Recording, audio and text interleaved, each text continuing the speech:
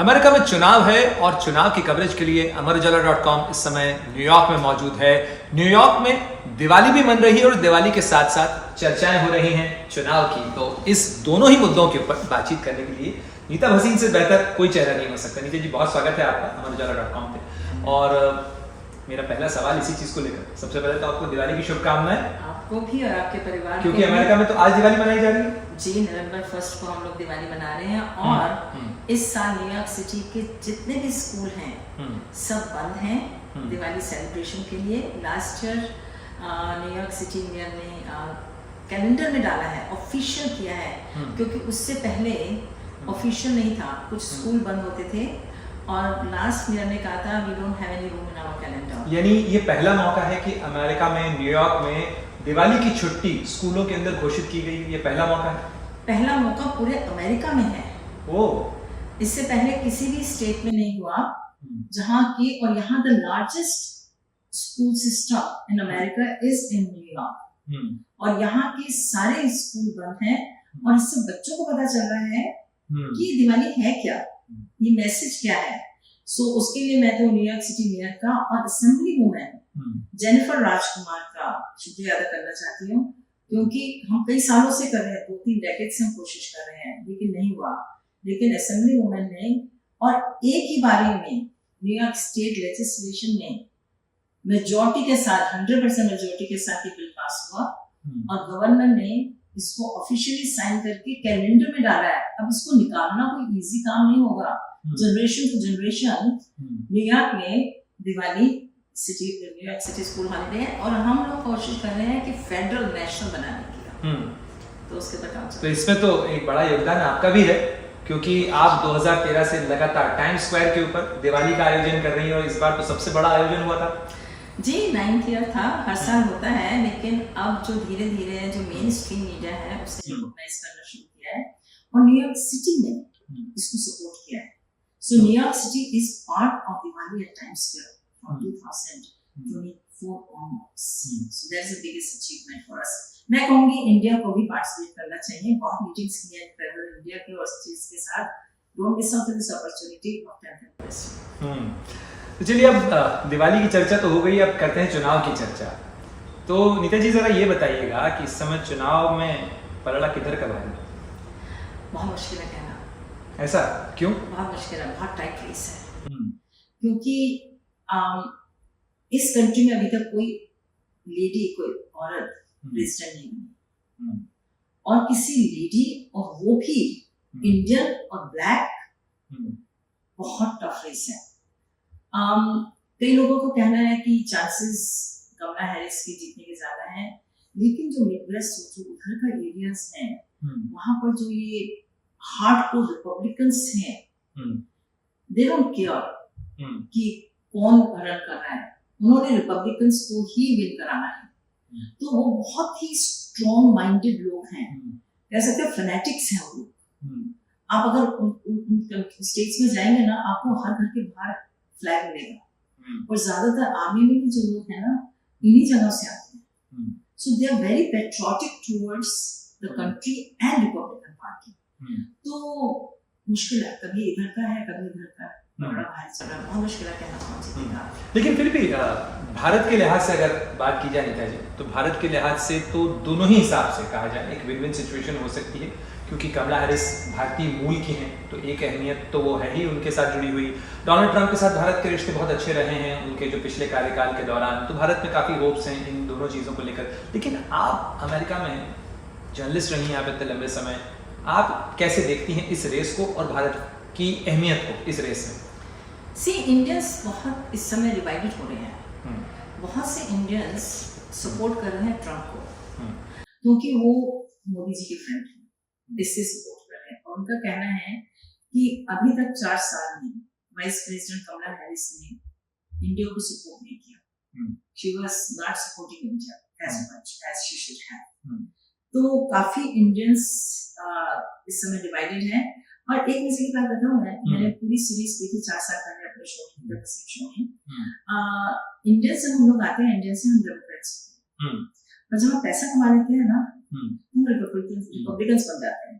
क्योंकि रिपब्लिकन्स जो हैं वो मिलियनियर्स के लिए टैक्स कट करते हैं और जो डेमोक्रेट्स हैं वो जो मिडिल क्लास है उनके जो है ज्यादा लगभग यही कहानी हर जगह की है। यूके में भी आप जाएं तो ऐसी तरीके का क्वेश्चन मिलता है कि लेबर पार्टी से शुरुआत होती है और फिर कंजर्वेटिव की तरफ ट्रांजिशन होता है। लेकिन ये पार्टी लॉयल्टीज या पार्टी की तरफ स्विंग जो है उससे अलग भी अगर देखें तो इस बार एक चीज देखने को मिल रही है कि Indians are divided on the either side of the आई। इंडियंस दोनों तरफ हैं। तो एक तरीके से कोई भी पार्टी जीते उसके अंदर इंडियंस की भूमिका महत्वपूर्ण होगी। क्या ये सही है?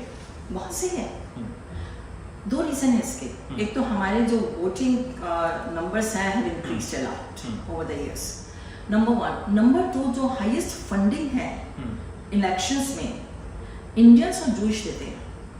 सो जब भी पैसा चाहिए होता है ये लोग हमारे पास ही आते हैं सबसे पहले।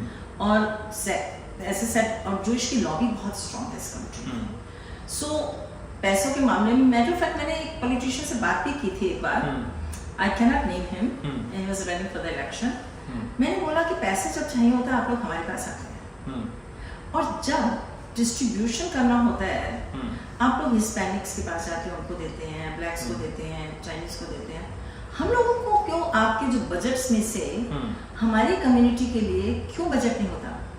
कहते हैं हम लोगों का ये मानना है कि इंडियंस को पैसे की जरूरत नहीं है, दे वेरी रिच, तो उनकी कम्युनिटी को जरूरत नहीं है और हमें चाहिए वो वोट्स जो पैसा नहीं देते लेकिन वोट देते हैं।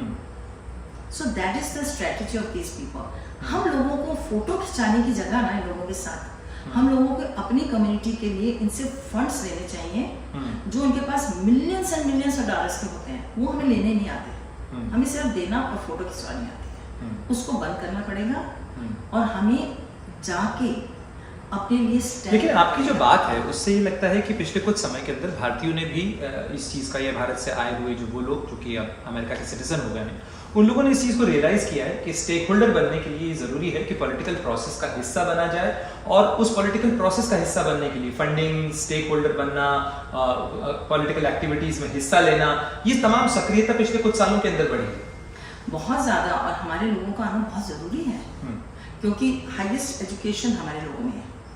Okay, we are very hard working, very educated. The highest household income in this country में हम लोगों की है। लेकिन जब इलेक्शन होते हैं हम लोगों को अपने लोगों को बहुत ज़्यादा सपोर्ट करना चाहिए। वहाँ पर हम थोड़ा हिल जाते हैं, उनको कम सपोर्ट करते हैं। मेरी ये रिक्वेस्ट है जो भी है इट डजंट मैटर कौन सी पार्टी का है, हमें अपने लोगों को अंदर लाना ही पड़ेगा। पर इस बार बैलेट में कमला हैरिस का इंडियन ओरिजिन तो है ही, लेकिन उसके अलावा एक और कैंडिडेट है इंडिपेंडेंट से शिव अय्यप्पा का मैं नाम देख रहा था। तो ये बताता है विवेक रामास्वामी ने कंटेस्ट किया ही था लेकिन वो ड्रॉप कर गए। तो यानी ऐसा लगता है कि भारतीय इस चीज़ को, इस रेस को काफ़ी सीरियसली ले रहे हैं भारतीय मूल के जो लोग हैं और ये संभव है जैसे ऋषि सुनक यूके में प्रधानमंत्री बने, हो सकता है कि भारतीय मूल का कोई नाम जो है वो अमेरिका में राष्ट्रपति बने। हम तो चाहते हैं।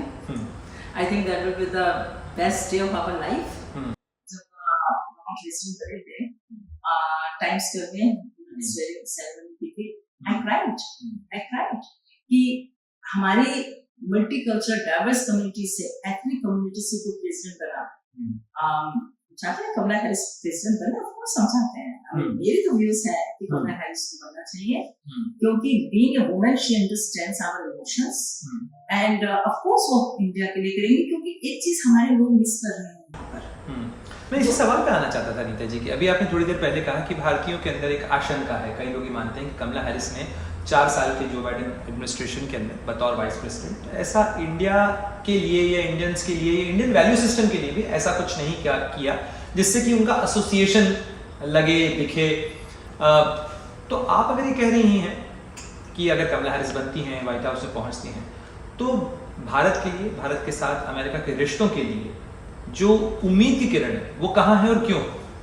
उम्मीद की किरण है, सबसे पहली चीज है याद रखिएगा उसमें अपनी माँ के संस्कार है और हमारे जो मुल्क का देश है, हमारे देश में संस्कार जो है ना वो फाउंडेशन भी स्ट्रॉन्ग होती है। उनको इतनी अपॉर्चुनिटीज नहीं मिलती जो उनको बतौर vice president of course you know they are living in the shadow of this president. अब उनको अपॉर्चुनिटीज मिलेंगी और being a good candidate I think she will try to keep a good relationship with every country and specially India, क्योंकि मैं कई commentaries देख रहा था, कई लोगों का कहना है, खासतौर पर जो इंडियन कम्युनिटी से जुड़े हुए लोग हैं, उनका ये कहना है कि ये अभी तक का हमारा best bet to White House कहा जा सकता है। भारतीय मूल की हैं कमला हैरिस, इसलिए उनको सपोर्ट किया जाना चाहिए, कम्युनिटी के लोग उसके लिए सपोर्ट करें। इस तरीके की कमेंट्री कई जगह चल रही है। आई थिंक सही चल रही है। वैसे मैं एक बात कहना चाहती हूँ कि ट्रम्प ने अपने टेन्योर में बहुत अच्छे काम किए हैं। उनकी प्रॉब्लम ये है वो अपना मुंह बंद नहीं रख सकते। That is the biggest problem. And some other issues he has, but overall if you see certain policy of Trump or पर इस बार ट्रम्प भी काफी बदले तो लग रहे हैं नेता जी। उनकी जो पूरी बॉडी लैंग्वेज है, तरीका है, कैंपेन का जो तरीका है, वो भी कुछ बदला हुआ है। कमला हैरिस ने बदल दिया। I mean, look at the debate. I think age is also a factor. And second factor, I would say कि he has so many cases. No matter age का आपने जिक्र किया नीता जी, एक चीज तो तय है कि अमेरिका में इस बार एक रिकॉर्ड बनना तय है, या तो सबसे उम्रदराज राष्ट्रपति मिलेगा या पहली महिला राष्ट्रपति। बिल्कुल सही कहा आपने, बिल्कुल सही कहा। बस ये है हमारा कि जो भी बने हमारे डेवलपमेंट के लिए, जो एथनिक कम्युनिटी है, हम लोग हैं, हमारे डेवलपमेंट के लिए काम करें। क्योंकि कुछ साल पहले, I am very honest with you, हमारे बच्चों को first time I am grow up here my self, 4-5 साल पहले हमारे बच्चों को देखकर, ब्राउन स्किन को देखकर उनको टेररिस्ट कहा जाता है। तो एक डर है हमारे अंदर कि ये जो डिवाइड एंड रूल वाली कहानी चल रही है नार्सिसिस्टिक, इसको कहीं फिर से ऊपर ना आ जाए। ये लोग कुछ समझ नहीं रहे इस चीज को, क्योंकि बहुत जरूरी है कि हमको मिलकर रहना चाहिए। इसीलिए मैं दिवाली टाइम्स में करती हूँ, क्योंकि मैं चाहती हूँ कि सब डाइवर्स कम्युनिटी, इंक्लूजन और डाइवर्सिटी हो, सब लोग आए अलग अलग, गोरे भी आए, ब्लैक भी आए, ब्राउन भी आए, येलो भी आए, सब आए और मिलके एक साथ रहे, इंडियन वैल्यू सिस्टम को भी जाने समझे। हाँ, आप मानेंगे लास्ट ईयर क्वींस में, रिचमंड हिल्स में इंडो करेबियन कम्युनिटी फाकवा करती है होली। वहाँ पर एक लड़की गिर गई तो 911 को फ़ोन किया, एम्बुलेंस आई तो बोलता है अभी क्वींस में हाईएस्ट नंबर ऑफ हम लोग रहते हैं इंडियंस, और वो वहाँ का था, ओके, एम्बुलेंस का। कहता है what is this people are wearing? I said it's called Holi, it's a festival of colours of India. Oh, do you have elephant here? I said, no, I'm sorry, we don't have elephant, but we have even mouse. So what? I said, you use that mouse when you use the computer. Use the mouse. So that is given by us. So remember that now. Okay, India has changed. You know.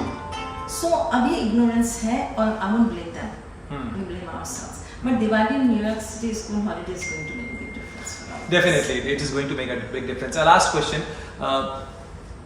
पिछले कुछ समय में, कुछ महीनों के अंदर हमने देखा, चाहे गुरपतवंत सिंह पन्नू वाला केस हो या इंडियंस के डिपोर्टेशन का जो मामला है, चूँकि इमिग्रेंट्स को लेकर, यहाँ इलीगल इमिग्रेंट्स के नंबर को लेकर पॉलिटिकल डिबेट भी है, चुनावी मुद्दा भी है, और उसके साथ साथ हाल के कुछ महीनों के अंदर जिस तरीके की घटनाएं हुई हैं, उससे ऐसा लग रहा है कि इंडिया और यूएस के रिलेशनशिप जो एक बहुत ही तेज़ रफ्तार से आगे बढ़ते हुए कोलैबोरेशन होता हुआ क्वाड में नज़र आ रहा था, उसमें कहीं ना कहीं कुछ ब्रेक लगा है। ये टेम्पररी है या वाकई में यूएस में कुछ बदला है कि जिसको लेकर भारत को थोड़ा सा कॉशियस करने की जरूरत है? पॉलिटिक्स में सब टेम्परेरी होता है, कुछ परमानेंट नहीं होता। कब किसका पलड़ा भारी होता है उधर चले जाते हैं लोग, तो nothing is permanent, everything is temporary in politics. But you believe that India is best place? ये भारत के लिए आगे का जो रास्ता है, मतलब चाहे दोनों पार्टियां हों, भारत और भारतीयों के लिए आगे का रास्ता बहुत अच्छा है? बहुत अच्छा है। मैं तो सबसे पहले प्राइम मिनिस्टर मोदी को थैंक यू करना चाहती हूँ, क्योंकि एज ए सेड कि आई ग्रो अप हियर, और पहले जब टीवी में हम लोग देखते थे अमेरिकन टीवी में, तो जहाँ पर हमारे झोपड़पट्टी या वहाँ पर खड़ी होकर देखते कितनी पॉवर्टी है इंडिया में, और अब I can believe it, they are talking about India's is going to be next superpower country. How American media views has changed towards India, and he's traveling all over the world. I think that is a great perception change. It's not a perception; it's a reality. But he's doing for the country. on this international platform. It has changed the perception. यही Not only जी। that, look at the India's progress is amazing. Now जो यहाँ पर लोग रहते हैं, students यहाँ पर आ रहे हैं, they're moving back to India since there's no opportunity here. India has more opportunities. So India, I would say that हमारे लिए तो मुश्किल है, हम यहाँ पर बड़े हुए हैं, ये हमारा घर है. But I would say अगर आप इंडिया जाके वहाँ पर काम कर सकते हैं, plenty of opportunity. Tech industry is suffering over here. There are not too many jobs. All these students who came here and they have done their masters, you won't believe it. तो आप अपना vote 5 तारीख को डालेंगे या pre vote कर चुकी हैं? नहीं, मैं कर नहीं चुकी. मैं सोच रही हूँ कि मंडे को जाऊंगी. अच्छा जी, प्री करूंगी. हमसे बातचीत करने के लिए बहुत बहुत शुक्रिया. तो नीता वसीम जी का कहना है कि डोनाल्ड ट्रंप और कमला हैरिस दोनों के बीच में रेस कांटे की चल रही है. फिलहाल अभी ये कहना मुश्किल है कि ऊंट किस करवट बैठेगा, लेकिन जिस भी करवट बैठेगा उसमें भारतीयों के लिए बेहतरी जरूर है, क्योंकि दोनों ही पार्टियों के अंदर भारतीय भी हैं, भारतीय मूल के लोग भी हैं, और भारत के साथ रिश्ते अच्छे रखने को लेकर डेमोक्रेटिक पार्टी हो या रिपब्लिकन पार्टी, दोनों ही पार्टियों के बीच में एक मत है. न्यूयॉर्क से प्रणय उपाध्याय, अमरउजाला.com. अगर आप ये वीडियो YouTube पर देख रहे हैं तो हमारे चैनल को सब्सक्राइब कर बेल आइकन दबाएं, और Facebook पर देख रहे हैं तो हमारे पेज को लाइक करें. 8 मिलियन प्लस सब्सक्राइबर, आपके इस भरोसे के लिए बहुत धन्यवाद.